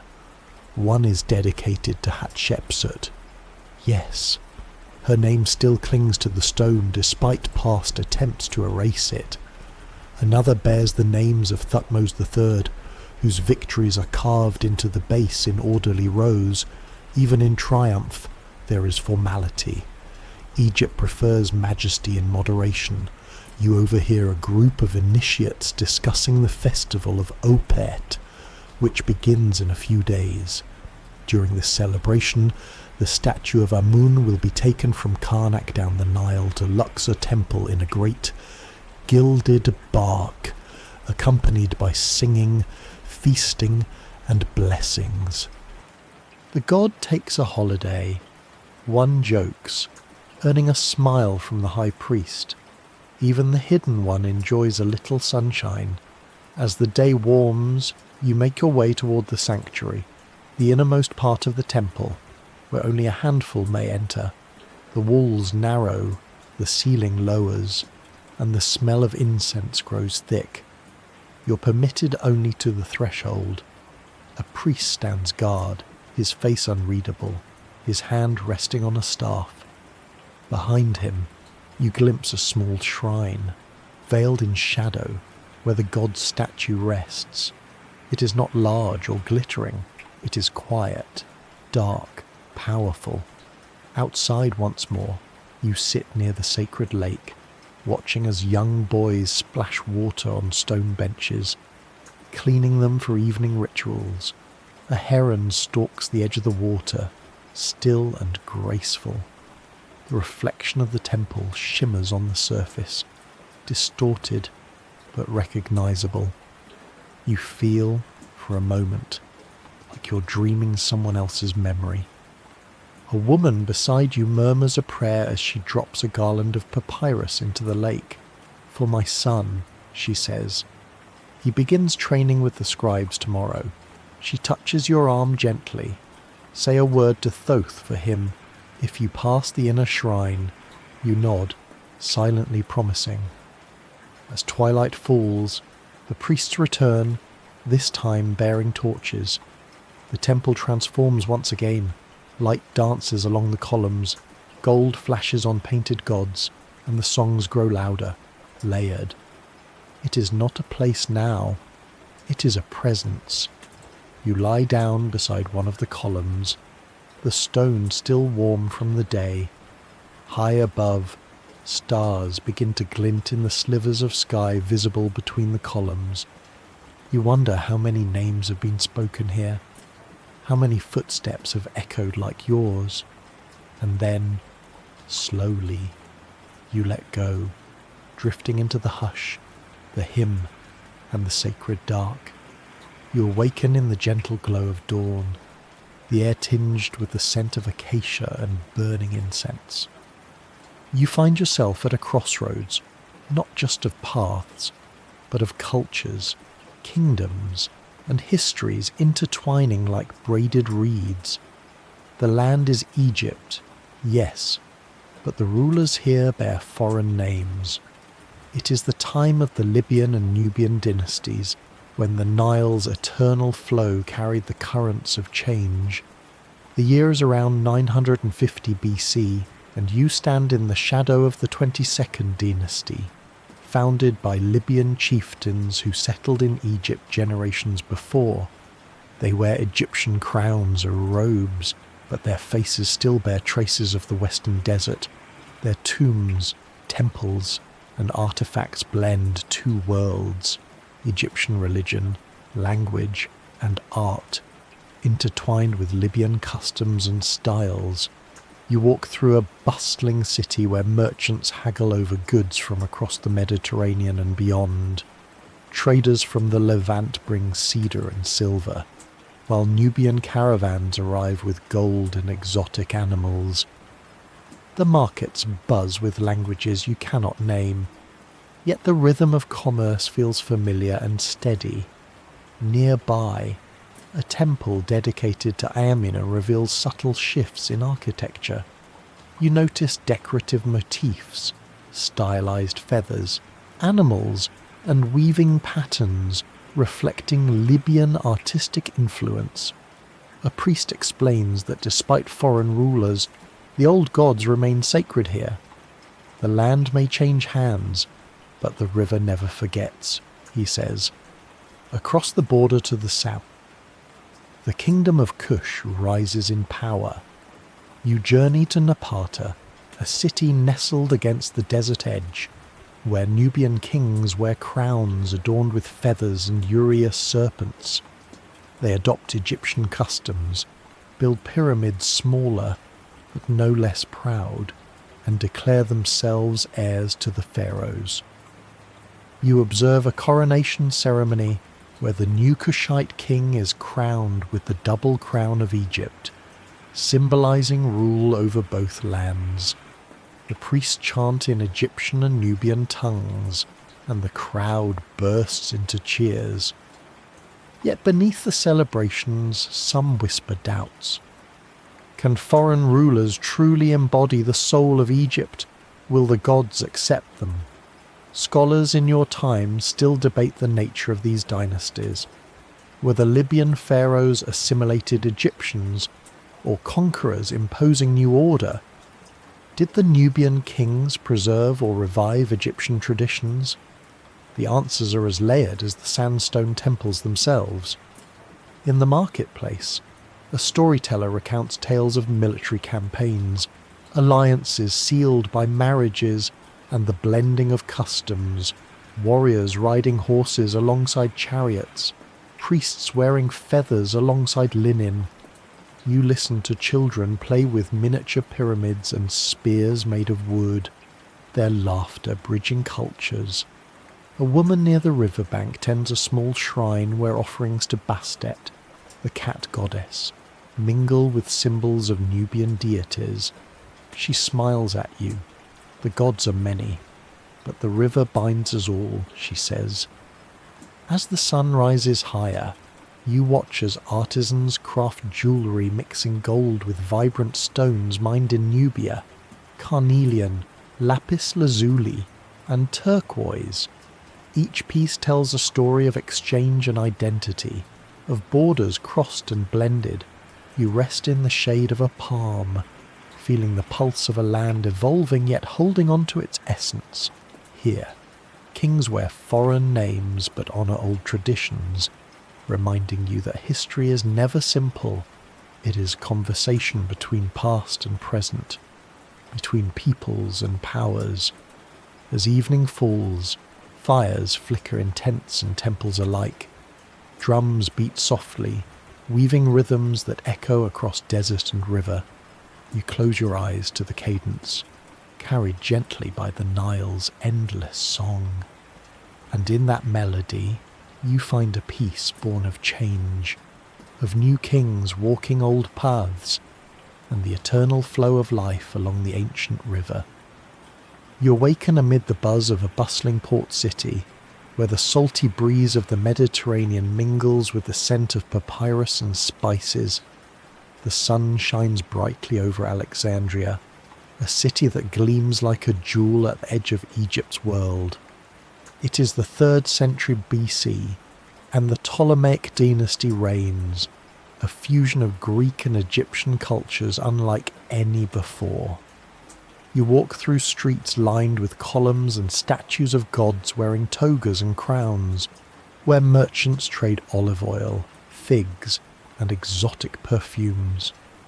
The city is alive with scholars, poets, and philosophers gathered in the legendary library of Alexandria, a repository of all known knowledge, where scrolls stretch endlessly on wooden shelves. You step into the museum, not just a place of artifacts, but a temple to learning. Mathematicians debate geometry. Astronomers chart stars with instruments you barely understand, and poets recite verses to attentive audiences. You overhear talk of Eratosthenes calculating the Earth's circumference with remarkable accuracy. The air hums with curiosity and invention. In a quiet garden, you find a priestess tending a shrine to Serapis, a new god combining aspects of Osiris and Hellenistic deities. The blending of traditions is everywhere. Temples to Isis adorned with Greek friezes, theatres hosting plays in Egyptian and Greek, and marketplaces selling both Egyptian linen and Greek pottery. You notice the architecture is a graceful mix. Egyptian obelisks stand beside elegant columns, and sphinxes wear Greek helmets carved in stone. Alexandria is a city where worlds meet and meld. You pass a lively cafe, where scholars discuss everything from medicine to metaphysics. A woman named Hypatia teaches philosophy and mathematics. Her voice calm and commanding, she writes in dusty tomes, blending Platonic ideals with Egyptian wisdom. Her students hang on every word, aware they stand at a crossroads of civilizations. The docks bustle with ships from across the Mediterranean and beyond, sailing for spices, papyrus, glassware, and precious metals. You watch as crews unload cargo, and merchants haggle with practiced smiles. Trade here is the lifeblood of empire, and yet, even in this golden age, shadows lurk. Political intrigue simmers beneath the surface. The city's rulers, the Ptolemies, are descendants of Alexander the Great's general, and their grip on Egypt is often tenuous. Scholars debate how Egyptian traditions survived under Greek rule, and whether the blending diluted or enriched both cultures. You wander into a temple dedicated to Isis, the goddess of magic and motherhood, whose worship bridges cultures and centuries. The hint of lotus and incense fills the air. Priests chant softly, invoking blessings for fertility and protection. You see statues of Cleopatra, the last of the Ptolemies, her features both regal and enigmatic. She is known as a patron of the arts, a cunning diplomat, and a woman who ruled not just with power, but with charm and intellect. As twilight descends, lanterns flicker along the streets, and the sea whispers against the harbour walls. The city hums with life, a mosaic of voices, dreams, and histories. You settle on a bench overlooking the Mediterranean, the salt breeze soothing your skin. Scrolls and stars surround you, and the ancient river Nile flows not far away, linking this vibrant city to its timeless past. And as night deepens, you close your eyes to the gentle murmur of waves, carried on the wind, the eternal song of Egypt, forever changed, forever enduring. You awaken on the deck of a sleek, ornamented barge, drifting gently down the Nile under a warm sun that filters softly through the papyrus reeds lining the banks. The year is 51 BC, and you are aboard the royal vessel of Cleopatra VII, the last active ruler of the Ptolemaic kingdom of Egypt. The barge is a floating palace. Gilded columns rise above plush cushions, and richly embroidered canopies flutter with the breeze. Servants move silently, offering sweetened wine and delicate perfumes. The air is thick with the scents of myrrh, frankincense, and jasmine, mingling with the ever-present aroma of river water and lotus blossoms. You lie back, gazing up at the sky as the Nile flows beneath you, the same river that cradled ancient pharaohs and witnessed the rise and fall of empires. Cleopatra reclines nearby, adorned with gold and jewels, her dark eyes reflecting both the cunning and charm that history remembers. She speaks softly of alliances and ambition, of her meeting with Julius Caesar in Rome, and her hope to restore Egypt's glory amid the encroaching power of Rome. Her voice is melodic, but beneath it lies steel, a woman acutely aware of the precarious balance she walks. As the barge glides past temples and lush fields, musicians play lyres and flutes, their melodies weaving through the humid air. Courtiers whisper of politics, of wars yet to come, of love and betrayal entwined. You notice Cleopatra's attendants preparing elaborate perfumes, blending rare oils and spices, cinnamon, cassia, and rose, in delicate vessels. Legend says her beauty and allure were as much about scent as appearance. These fragrances were her invisible armour. Yet, behind the opulence lies uncertainty. Historians still debate much about Cleopatra's reign, her intelligence, her policies, her legacy. Was she a shrewd diplomat or a tragic figure swept away by tides larger than herself? Some see her as a symbol of Egyptian resistance, others as a pawn of Rome. You watch as she gazes toward the distant city of Alexandria, a place where Greek and Egyptian culture dance in complex harmony. Her thoughts seem to wander, and for a moment you glimpse the woman behind the queen, a mortal entwined with myth. As night falls, the barge anchors near a quiet island. Torches flicker along the shore, and the stars sparkle like scattered jewels across the vast sky. The river's gentle lullaby wraps around you. You close your eyes, rocked by the water, carried on the current of history itself, a story of power, passion, and the final chapter of Egypt's long, shimmering tale. You awaken in the cool stillness of night, beneath a vast sky where the stars stretch endlessly like scattered jewels. It is 30 BC, and the ancient land of Egypt breathes softly in the quiet after centuries of glory, change, and resilience. The great temples and tombs rest in silence, and the Nile flows steady and eternal. You find yourself near the mouth of the river, where it spills into the Mediterranean Sea, the final edge of Egypt's ancient world. Here, the echoes of pharaohs linger like the gentle hum of water over stone, and the memory of gods and kings whisper softly on the breeze. The Romans have arrived. Egypt is no longer ruled by native dynasties or Hellenistic queens, but by distant emperors and governors. Cleopatra Sever, the last pharaoh, has passed, and with her an era closes. Yet the land remains, rich with stories carved into every cliff, inscribed on every papyrus, and woven into every song. You walk slowly along the riverbank, the sand cool beneath your feet, and gaze at the towering ruins of temples once alive with ceremony. The temple of Karnak, the towering pylons of Luxor, the sunlit terraces of Deir el-Bahri. Vultures circle silently above, guardians of the sky. In the distance, fishermen cast nets as they have for millennia, their boats drifting like delicate petals on the river's surface. The lotus blooms open and close with the day, and the scent of papyrus and honey lingers in the air.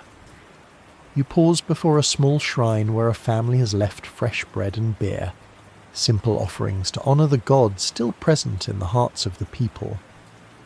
A child laughs nearby, chasing a cat across the dusty courtyard, their joy timeless. Historians in your time will debate the significance of this moment, the fall of an empire, the blending of cultures, the birth of new traditions. But here, in the soft darkness, such distinctions seem less urgent. What remains is the pulse of life, steady and unbroken. As you settle beneath a date palm, the sky deepens to a velvet blue, and the first stars appear, Orion's belt, Sirius, and the celestial river that mirrors the Nile below. You close your eyes and listen to the gentle lapping of water, the whisper of desert wind, and the distant call of a night bird. The stories of millennia float around you, a soothing river of voices, the builders of pyramids, the singers of hymns, the lovers and warriors, the priests and artists. All have passed through this land, and all are remembered here, in stone, in scrolls, in memory. Now, drift with them. Let the Nile carry you softly into sleep, wrapped in the eternal embrace of Egypt's timeless spirit. As your journey ends, know that the story of ancient Egypt flows onward, in rivers, in dreams, and in the quiet spaces where history and sleep meet. thank you for travelling through time with me.